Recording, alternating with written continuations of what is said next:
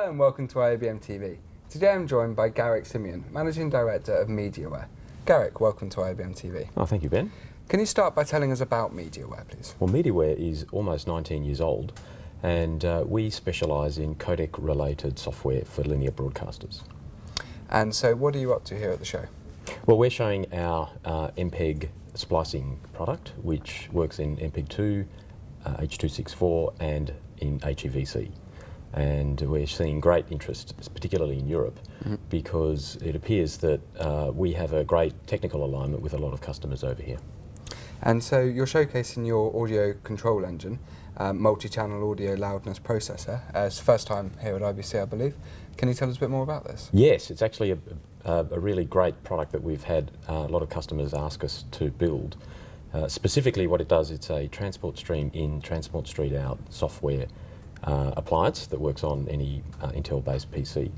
And what we do is we can audio control in each channel, but also changes in audio, in loudness, but also across different channels, so that we can provide a greater user experience when the viewer is switching between different channels. What's some of the challenges that the industry faces, and what do Mediaware do to overcome those challenges? The big challenge is the IP frameworks that are now being discussed.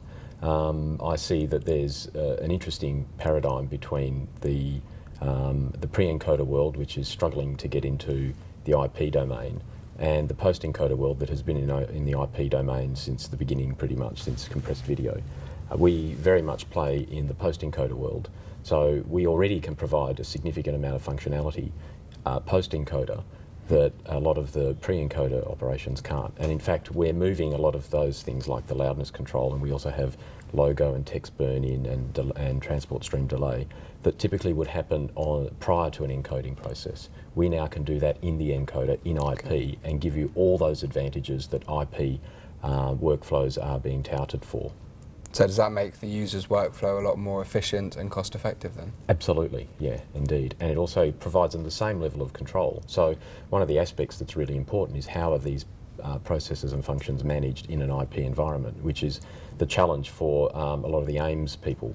So we provide that level of control depending on their budget and particular requirements, where the functionality is no different to the operators. It doesn't really matter to them whether it's, where they don't really notice the difference between an IP execution or a baseband execution. So in your products and solutions are all fully scalable, so depending on the size and requirements of the company? In fact, that's the main advantage that we do provide in the IP environment. You can add as many or take away as many channels as you need, particularly with our ad insertion system, which is designed specifically for regionalisation. So you can have one channel in and then regionalise across different territories, and that's a revenue earner for the distributor. That you can, with one particular server or a particular blade, not necessarily a powerful system itself, but you can have up to 40 SD channels or 20 HD channels in operation, which is the highest density of any system we've seen anywhere. Yep. Okay, Garrick, you recently, Mediaware recently joined IABM. What was it that made you want to join the association? I think that the IABM have a great reputation, specifically at the technology end, and we see that what we have to offer requires for us to talk to like-minded individuals, and because you have a groundbreaking tech team, we work very well with them, and also all the additional support that we get from different shows and other symposiums and conferences that you guys are involved with, so that's why. Yes, it's glad to hear. What's the future for Mediaware? Well, we're moving towards making sure that we have greater control and greater functionality effectively in the head end of the linear broadcaster's workflow. But we actually see that it's moving, a lot of functionality for broadcasters is moving away from, say, direct linear broadcast, even though there's still quite a bit of opportunity and growth for our type of products in the marketplace. We're investigating to see where that will take us. Clearly there's a big area in video on demand or S-video on demand markets. There are definitely MPEG related improvements that we can provide into those places, but as yet we don't have anything that we can announce.